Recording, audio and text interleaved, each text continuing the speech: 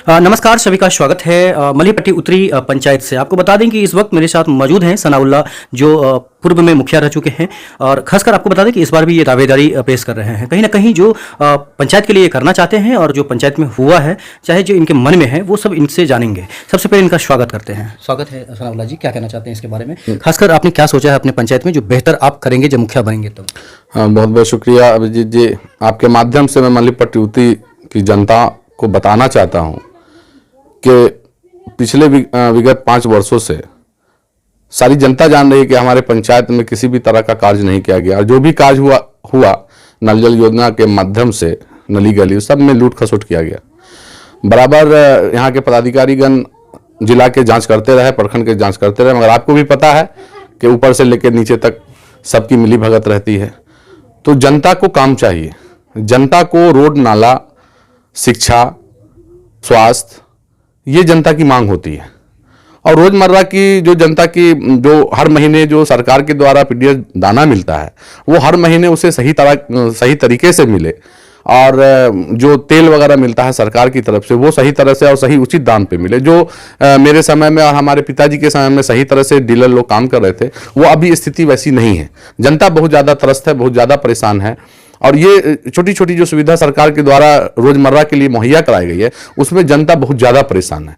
आप देख रहे होंगे वृद्धा पेंशन, बहुत सारे लोगों को वृद्धा पेंशन हमारे पंचायत में लगभग 300-350 महिलाओं का और जेंट्स का जिनको मिल रहा था, वो आज उससे वंचित हैं। तो हमारी कोशिश रहेगी कि उन तमाम लोगों को जिनको वृद्धा पेंशन मिल रहा था और जिनकी आयु अब 60 वर्ष हो चुकी है, अब तो सरकार ने 60 वर्ष आयु फिक्स कर दिया है, कोई बीपीएल नहीं, कुछ नहीं, 60 वर्ष की आयु हो गई, आपको वृद्धा पेंशन मिलेगा। तो मेरा खास फोकस रहेगा कि उन वृद्धा लोगों को जो उस उम्र में ये 500, 200, 1000 रुपए की उम्मीद पे रहते हैं, जो अपना रोज का खर्चा, बीड़ी, पान, सिगरेट, जो भी चाय वगैरह है वो करा पाए, उस पैसे के इंतजार में रहते हैं। तो आप भी जान रहे हैं कि महंगाई कितनी बढ़ चुकी है। तो इन छोटे छोटे मुद्दों को, जो बड़ा मुद्दा होता है इन लोगों के लिए, जनताओं के लिए बहुत बड़ा मुद्दा होता है, उस पर मेरा पूरा फोकस रहेगा। पूर्व में भी था और आज भी रहेगा। और सबसे बड़ा हमारे पिताजी का, हमारे मरहूम पिताजी स्वर्गीय सैफुल्लाह खां जी का सपना था कि पंचायत को आदर्श पंचायत बनाए। लगभग सारा काम उनके टाइम में हो चुका था, मगर 2013 में उनका स्वर्गवास हो गया, जिस वजह से वो काम अधूरा रह गया। और मैं उनके बाद जनता के आशीर्वाद से 1 साल के लिए पद पर आया, उपचुनाव जीतकर। दोबारा जनता ने मौका नहीं दिया, कोई अफसोस की बात नहीं है। जनता ने सोचा कि चलिए और भी किसी को मौका दिया जाए। तो 5 साल जनता ने देखा ही किस तरह का हाल रहा। मलीपट्टी उत्तरी पंचायत का न्याय नाम की कोई चीज ही नहीं रही, और किसी पर कोई अंकुश लगाने का काम मुखिया जी द्वारा नहीं किया गया। लगातार आपने देखा भी होगा कि जब भी किसी भी जनता को कोई भी प्रॉब्लम, कोई भी चीज हुआ, तो वो अगर मेरे पास आए या मुझे जानकारी हुई, तो मैं वहां पहुंचकर उसको निराकरण करने की कोशिश किया। क्योंकि एक प्रतिनिधि का दायित्व होता है, पद पे रहे तो भी, पद पे ना रहे तो भी।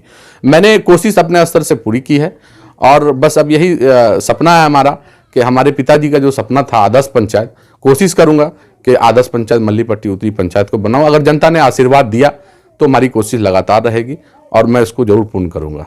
और लॉकडाउन में भी आपने लगातार देखा होगा कि मेरे और मेरी टीम के द्वारा लगातार जो भी प्रभावित थे, बाढ़ में भी आपने देखा, बलुआ जो हमारे पंचायत में नहीं आता है, सिडनिया टोला, नया टोला, अकराहा, हम लोग हर जगह जाकर के नाव से हो, रात में हो, दिन में हो, कोशिश किया उन लोगों के आंसू पोंछने का। उनको जो भी दिक्कतें थी, वो परेशानियां हमने कम करने की कोशिश की। लॉकडाउन में भी जो भी प्रभावित थे, उसमें ही मैंने पूरा कोशिश किया।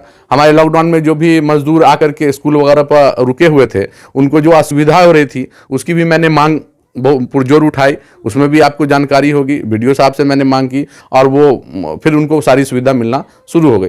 तो एक प्रतिनिधि का ये काम होता है कि जनता के लिए 24 आवर्स आपको जनता के बीच में रहना होगा और जनता के काम को करना होगा। ऐसी कोई बात नहीं कि आप अगर एक बार पद पे आ गए और जनता ने आपको हरा दिया तो फिर आप कहेंगे नहीं हम जीतेंगे तभी काम करेंगे, ऐसा नहीं है। हाँ ठीक है, सरकारी तंत्र आप सिग्नेचर नहीं कर सकते हैं, कोई योजना नहीं कर सकते हैं, मगर बाकी जो छोटे छोटे काम है, पंचायत है, लड़ाई झगड़ा है, या कोई भी ऐसा मसला है, वो तो आप जरूर कर सकते हैं, क्योंकि आप ऑलरेडी प्रतिनिधि रह चुके हैं। तो हमारी यही कोशिश है कि पंचायत में जो भी बचे हुए कार्य हैं, हमारे पिताजी का जो सपना है, उसको पूरा कोशिश मैं दिल से, मेरी यही इच्छा है कि मैं अगर जनता मौका देती है इस बार, क्योंकि ये आखिरी समय है, इसके बाद तो फिर आपको SC ST लग जाएगा, तो ये आखिरी है। तो अगर जनता इस बार हमें आशीर्वाद देती है, तो मैं पूर्ण आपको विश्वास दिलाता हूँ और अपनी जनता को भी विश्वास दिलाता हूं कि बेफिक्र रहे, 5 साल आपको शिकायत का मौका नहीं मिलेगा। कोरोना काल में भी लगातार मल्लीपट्टी उत्तरी पंचायत में जो भी असुविधा हुई हमारी जनता को, मैंने उसको दूर करने की लगातार कोशिश की और उनके बीच उनके साथ खड़ा रहा। वो घड़ी कैसी थी ये भी आप जान रहे हैं, उसमें जो हमसे बन पड़ा, मैं किसी पद पे नहीं था मगर फिर भी अपने स्तर से, जिस तरह से हमारे पिताजी दुख की घड़ी में जनता के साथ खड़े रहते थे, मैंने भी पूरी कोशिश की अपनी जनता के साथ खड़े रहने की। और आपने जो अक्सर गांव घर में आप देखते हैं कि लड़ाई झगड़ा हो जाता है, तो हमारे पिताजी की यही कोशिश रहती थी कि मामला थाना ना जाए, कोर्ट कचहरी ना जाए और आपस में ही समाज के बीच बैठ करके उसका निर्णय किया जाए। मेरी भी लगातार यही कोशिश, मैं पद पे नहीं भी रहा फिर भी मेरी यही कोशिश रही कि मामला थाना ना जाए, और कोई मामला अगर थाना चला भी जाता था तो फिर उसको वापस बुला करके निर्णय करने की मैंने कोशिश की। लेकिन मामला बनेगा क्यों, ये भी तो मतलब ये समाज में ये कितियां ये पैदा होती रहेंगी क्योंकि आपस में छोटी छोटी बातों को लेकर के लड़ाई झगड़ा हल्का फुल्का होता रहता है। मैं एक प्रतिनिधि का काम है कि उसको फिर उस जगह पे पहुंचाना जिस जगह पे वो पूर्व में थे। तो ये कोशिश हमारी लगातार जारी रही और इंशाल्लाह आप लोग के आशीर्वाद से, आप लोग के प्यार से और जनता के आशीर्वाद से मैं दोबारा चुन करके आता हूं तो ये मेरा कार्य लगातार चलता रहेगा कि कोई एक मामला भी थाना ना जाए, मैं अपने स्तर से उसको खत्म करने की पूरी कोशिश करूंगा। और सरकार की तरफ से जो भी फंड वगैरह आता है जो ग्राम पंचायत को दिया जाता है, आपने देखा भी होगा कि वार्ड 4 में और 5 में जो जल जमाव की स्थिति थी, आपने भी अपने स्तर से देखा था और मीडिया में भी दिखाया था। मैंने उसको कोशिश करके, मैं धन्यवाद देता हूं बीडीओ साहब का, प्रखंड विकास पदाधिकारी हायाघाट का, कि उनसे बात करके उस सड़क का मैंने बीच से नाला बना करके निराकरण करने की कोशिश की। जनता को जो असुविधा हो रही थी उसको मैंने पूर्ण करने का काम किया।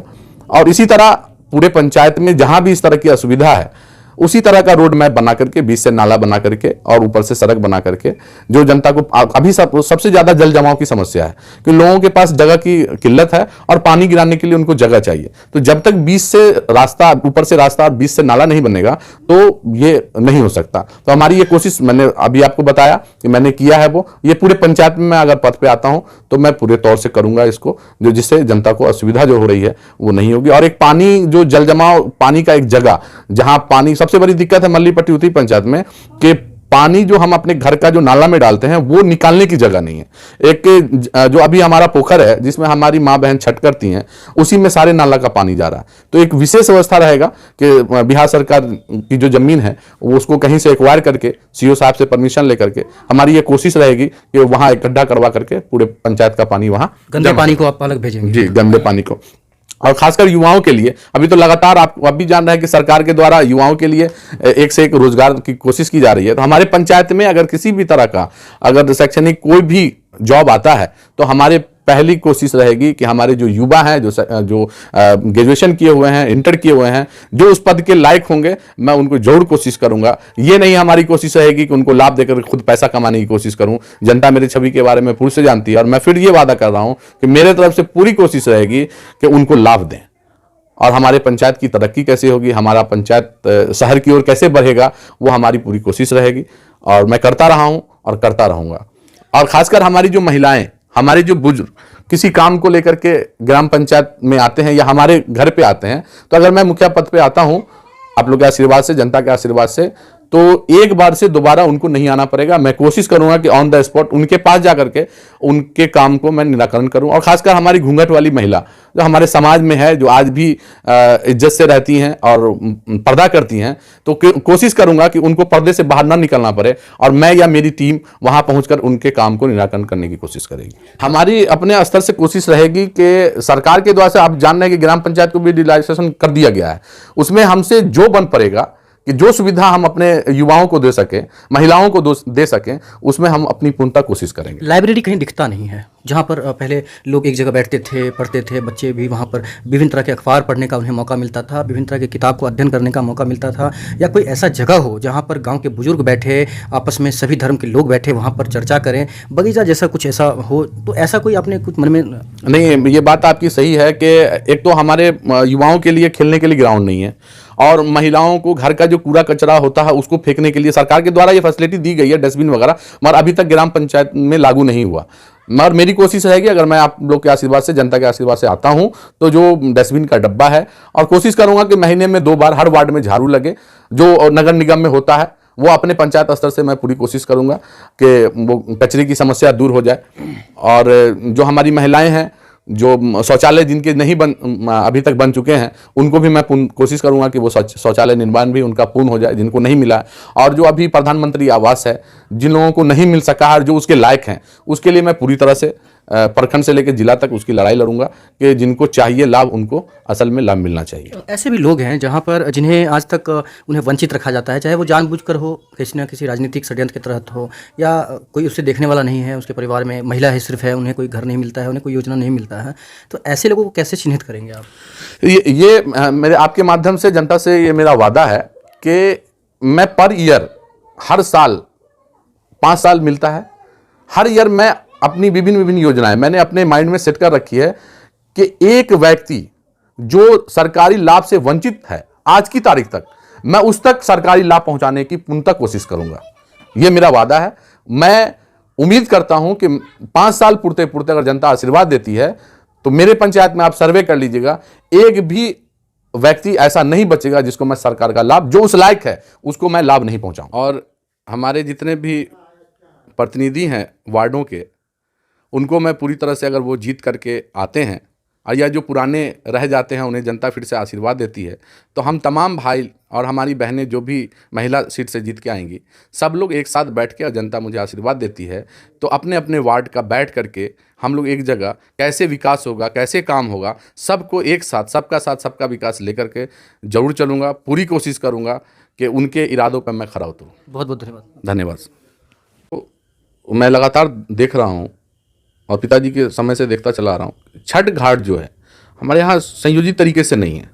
तालाब वगैरह में बहुत सारी गंदगी हो जाती है, और जिसमें सरकार की तरफ से पैसा भी आता है मगर उसको पूर्णतः नहीं करा पाता। तो मेरी ये पूरी कोशिश रहेगी, आपके माध्यम से मैं जनता को ये वादा करता हूँ कि छठ घाट सरकारी स्तर से हो या अपने स्तर से हो, मैं पूरी कोशिश करूंगा कि हमारी जनता को, मल्लीपट्टी उत्तरी पंचायत की जनता को छठ में किसी भी तरह की असुविधा ना हो। छठ घाट को इस तरह से सजाया जाएगा जिस तरह दुल्हन सजती है।